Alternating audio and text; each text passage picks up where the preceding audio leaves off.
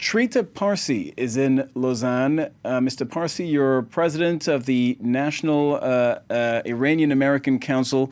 You've been following these negotiations since the very beginning. You're campaigning for this deal to happen. You know both sides of the negotiations very well. What are your sources telling you?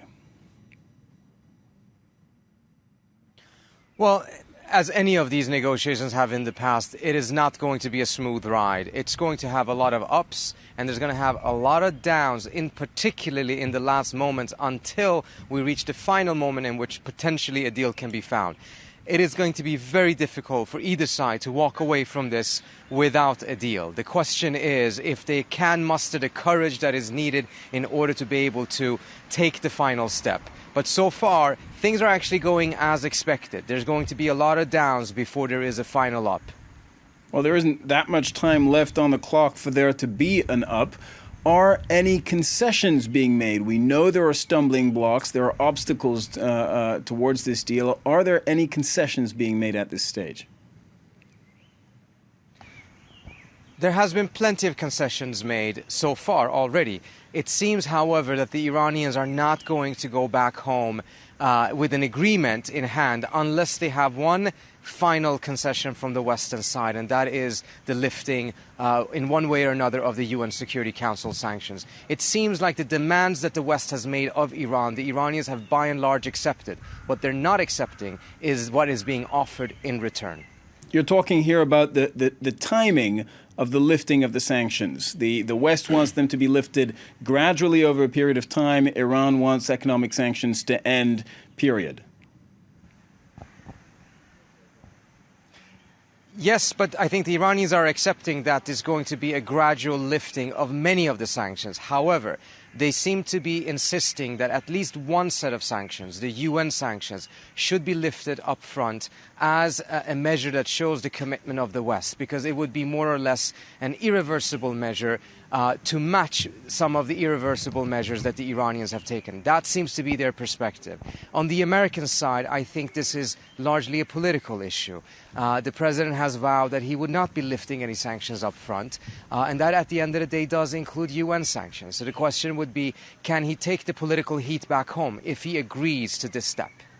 So let me ask you my question from earlier again, because this is an important one. You've outlined what the sticking point is. Is there a sense, as far as you're concerned, that either side is budging or could budge in the next 24, 36 hours on that? I certainly think it's possible. And remember, when the deal was struck in November 2013, it looked as if nothing was going to happen until that last half hour. And I wouldn't be surprised if exactly the same type of a pattern is seen this time around. All right, well, there's been intense negotiating for a year and a half. Now it's down to the wire once again. Can you paint a picture for us of what is the lowest common denominator that would allow both sides to paint a deal as a victory?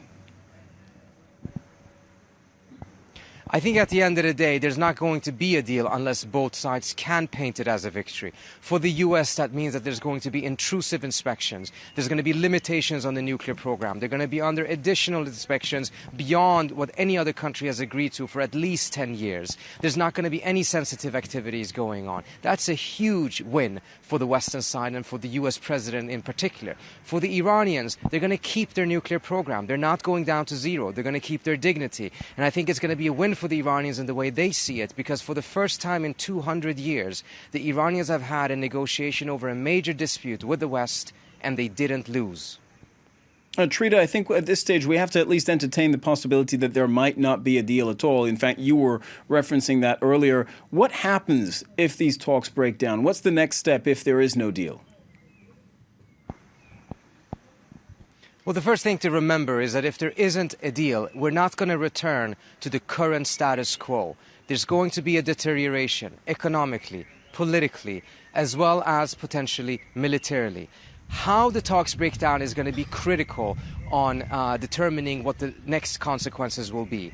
If the Iranians manage to cast the blame on the United States or on the U.S. Congress, then the Iranians may end up being able to break out of some of their isolation, and some of the sanctions regime may very well fall apart because the fault will be seen as America's.